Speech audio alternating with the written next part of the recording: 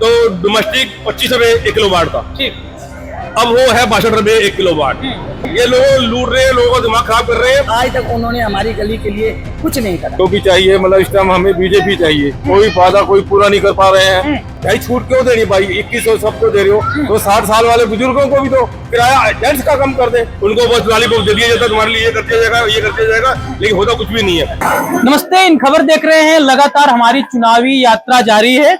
यहाँ पे हमको चौपाल मिली जहाँ पर लोग ये अलाव जलाए थे और ठंड का मौसम चल रहा है तो अपने हाथों को सेक रहे थे। और कहीं ना कहीं ये जो इलाका है चांदनी चौक का इलाका है, तो हमने सोचा कि चलते लोगों से बात करते, चुनावी माहौल को जानते हैं, क्योंकि लगातार केजरीवाल की तरफ से दावे किए जा रहे हैं, वादे किए जा रहे हैं। कांग्रेस ने भी अपने उम्मीदवार उतार दिए हैं, हालांकि बीजेपी में भी उम्मीदवारों की सस्पेंस है। तो हमने सोचा चलते हैं, लोगों से बात करते हैं। मैम हमारे साथ, और मैम और कहीं ना कहीं महिला सम्मान योजना की जो बात हो रही थी, योजना की बात हो रही थी, लगातार वो चर्चा में भी है। तो हमने सोचा महिला सम्मान योजना के बारे में मैम से बात कर लेते हैं। कैसी है मैम आप?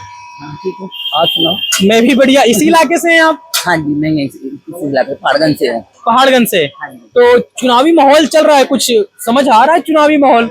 ये सब खाने पीने वाले हैं, कोई काम करने वाले नहीं है। कोई भी नेता नहीं, आज 15 साल हो गए हमारी सड़क को टूटे हुए। आज तक किसी ने, जो आता है कहता नहीं बनाएंगे, किसी ने आज तक नहीं बनाई, और खड्डे खड्डे सारे पड़े हुए। ठीक है, सड़कों पे बात करेंगे। केजरीवाल की सरकार है और केजरीवाल ने वादे किए। केजरीवाल को 5 साल तो इसको बने मतलब हो गए हैं, अभी तक कोई काम। 10 साल हो गए। 10 साल हो गए, 5 साल हो गए, हमारी सड़क को आज तक इन्होंने आके देखा भी नहीं है। इतने खड्डे बजे तो पानी जब भरता है तो आप देखो क्या हाल होता है। ये चुनावी मुद्दे होने वाले हैं, सड़क नहीं बनी। हाँ, ये चुनावी, क्योंकि हमारी पहले हमारी सड़क वाले को कहते, हमारी जो गली थी ना, इसको कहते थे ये जनता वाली गली है, लेकिन आज तक इन्होंने आके कुछ काम करने करा। केजरीवाल बोलते थे।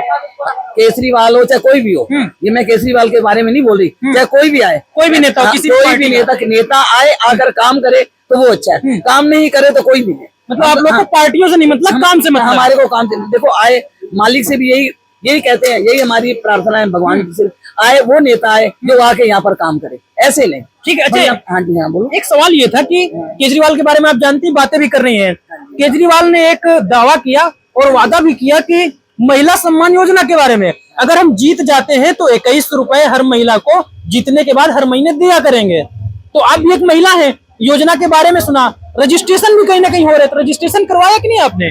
नहीं, मैंने करवाया, रजिस्टर कराया मैंने। रजिस्ट्रेशन करवा लिया? हाँ जी, बिल्कुल 60 साल का मैंने करवाया है। तो फिर आपको एक योजना और चली, संजीवनी योजना, जिसमें 60 साल के ऊपर जो बुजुर्ग हैं उनके मेडिकल का खर्चा भी केजरीवाल उठाएंगे अगर जीत जाते हैं तो। देखो, हमने करवा तो दिया, लेकिन आगे जाने प्रभु क्या करेंगे क्या नहीं करेंगे। अगर आपने हाँ, देखो करें ना करें उनकी मर्जी है, लेकिन उन्होंने फार्म तो भरवा लिया है, लेकिन वो केजरीवाल भी कहाँ से देगा, अपने घर से देगा, टैक्स के पैसों से, हमारे और आपके टैक्स के पैसों से। वो तो अब ये तो प्रभु जाने, कह देते हैं लेकिन करते, आज तक उन्होंने हमारी गली के लिए कुछ नहीं करा। ठीक है, आपसे सारी बातें कर ले, एक सवाल का जवाब दे दीजिए, सही जवाब दीजिएगा। वोट किसको पड़ने वाला है आपका इस बार? देखो, वोट चाहे किसको भी पड़े, लेकिन जीतेगी जनता। जनता तो जीतेगी, लेकिन जनता का नेतृत्व करने वाले में कौन जीतेगा? देखो दो जनों की, देखो बीजेपी और आम आदमी पार्टी। देखो, आम आदमी पार्टी और कांग्रेस दोनों आपस में लड़ेंगे और बीच में जनता फायदा उठा देगी बीजेपी का। ठीक है, कहीं ना कहीं इन्होंने अपनी बातों से कहीं ना कहीं एक अच्छा नुक्स निकाल दिया है। और आगे बात करेंगे। क्या नाम है सर आपका? सुशील जी, क्या चुनावी माहौल क्या लग रहा है? क्योंकि मैम ने तो बड़े अच्छे से, डायरेक्ट तो नहीं बोला, इनडायरेक्टली इन्होंने बोल दिया कि कांग्रेस और आम आदमी पार्टी लड़ेगी, बीजेपी फायदा उठा ले जाएगी। आपके हिसाब से क्या लग रहा है? हमें तो इस टाइम जो भी चाहिए मतलब इस टाइम हमें बीजेपी चाहिए, कोई वादा कोई पूरा नहीं कर पा रहे हैं, वादे कर देते हैं, उस पर अमल नहीं होता है। अमल करते हैं जब दोबारा इलेक्शन आने वाला होगा, जब ये इनके ऊपर अमल करने की बात करेंगे कि हम हाँ ये वादे पूरे करेंगे, अब हम इनके छूट दे रहे।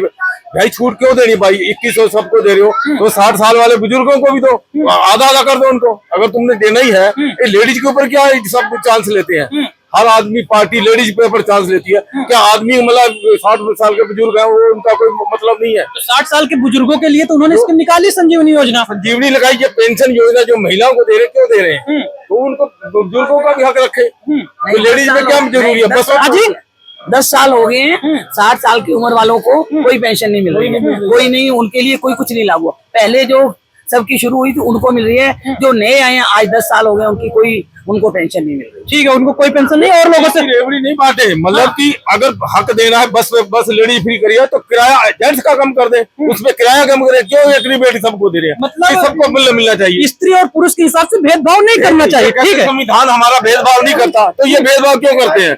हमारे संविधान में लेडी जेंट्स सब बराबर है, तो ये भेदभाव किस बात का चलता है? ठीक है, बिल्कुल। क्या नाम है सर आपका? राकेश उपल।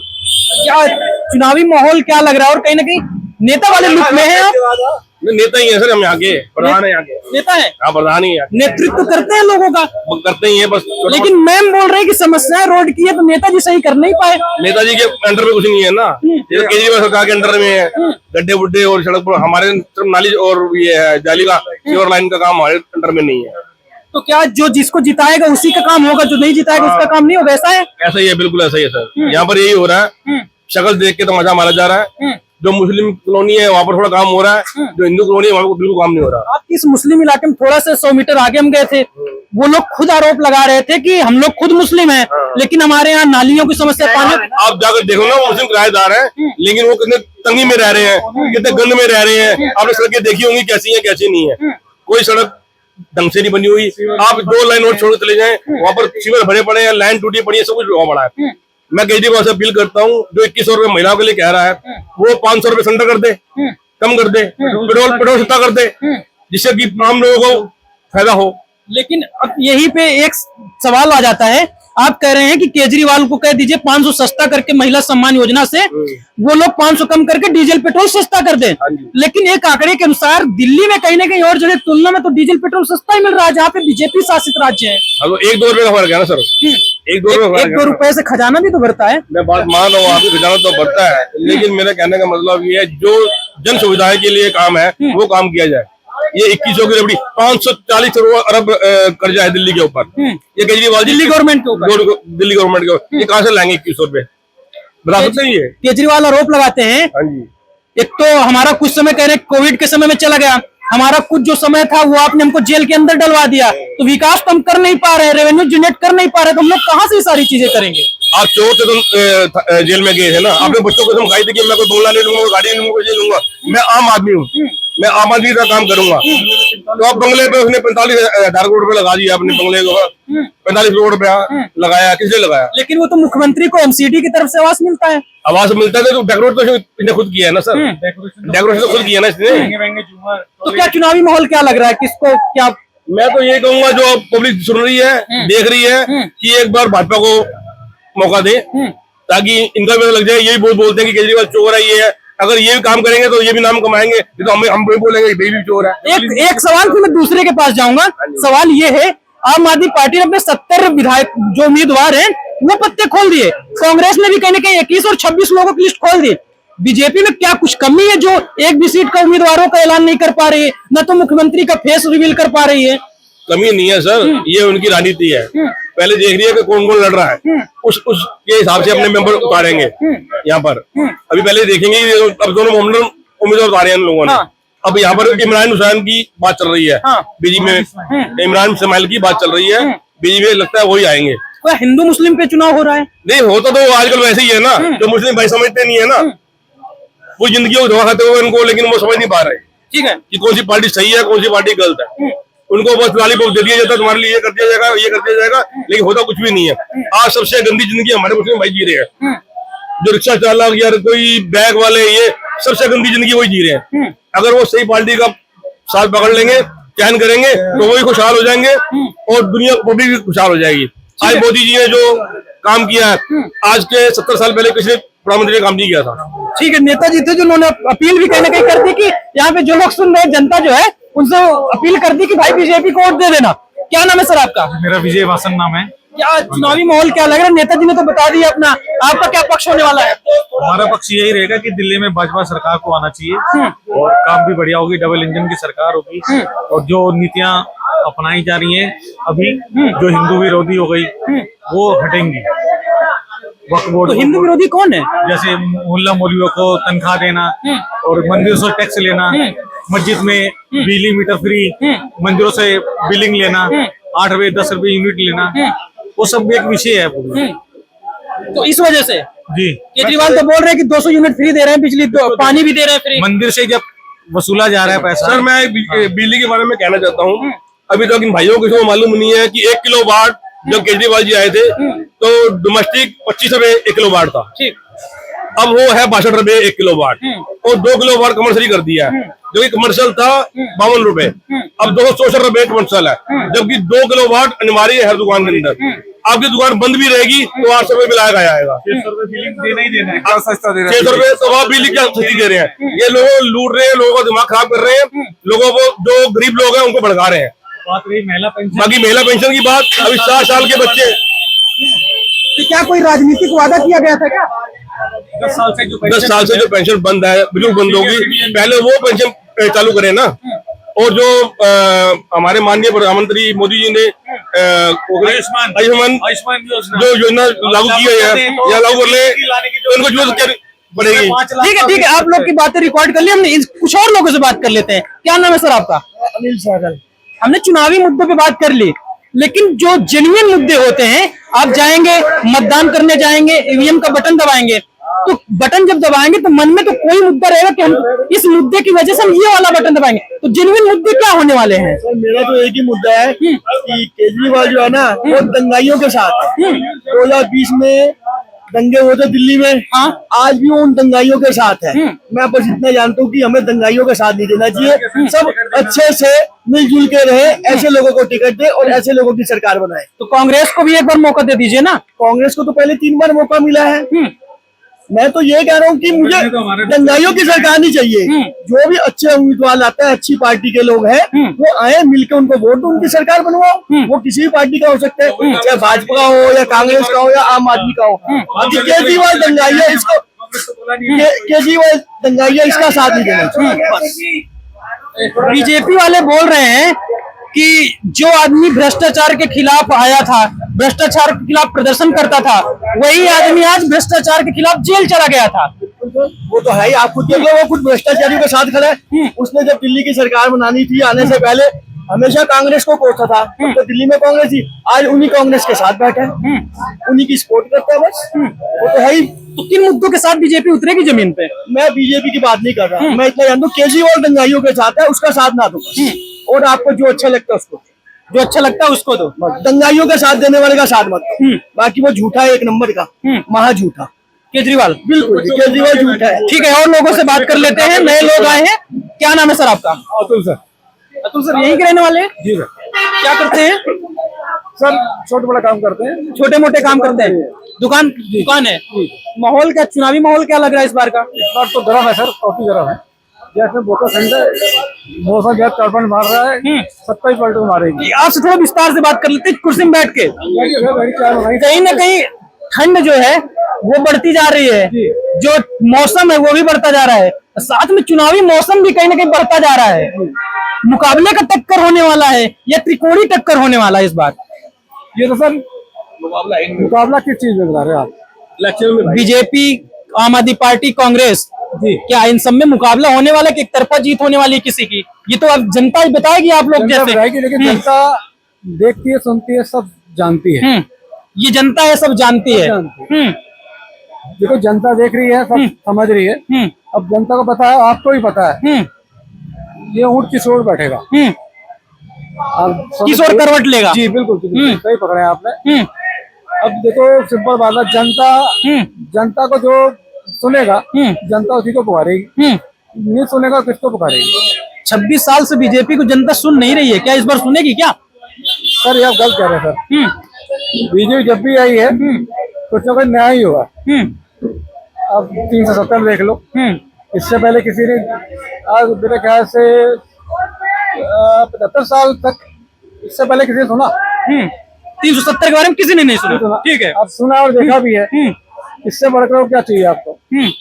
तो क्या 370 इस बार गेम चेंजर बनने वाला है चुनाव में, दिल्ली चुनाव में? नहीं, वो राम मंदिर सर, राम मंदिर बना, बनने के बाद और कोई मुद्दा उठा के देख लीजिए। एक सवाल था मेरा, आपने राम मंदिर की बात की, लोकसभा चुनाव हुए, राम मंदिर का जो प्राण प्रतिष्ठा हुआ उसके बाद हुए लोकसभा के चुनाव, लेकिन लोकसभा चुनाव में 2014 की बात कर ले, 2019 की बात कर ले, 2 बार की तुलना में इस बार तो सीटें बीजेपी को कम आई, जबकि राम मंदिर की प्राण प्रतिष्ठा हो गई थी।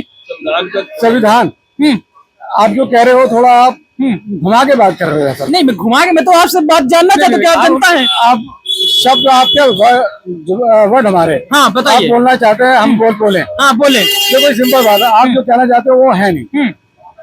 जैसे जो मुद्दे लिखेंगे उस मुद्दे उठाया जाएगा, बाकी मुद्दे नहीं उठाए जाएंगे।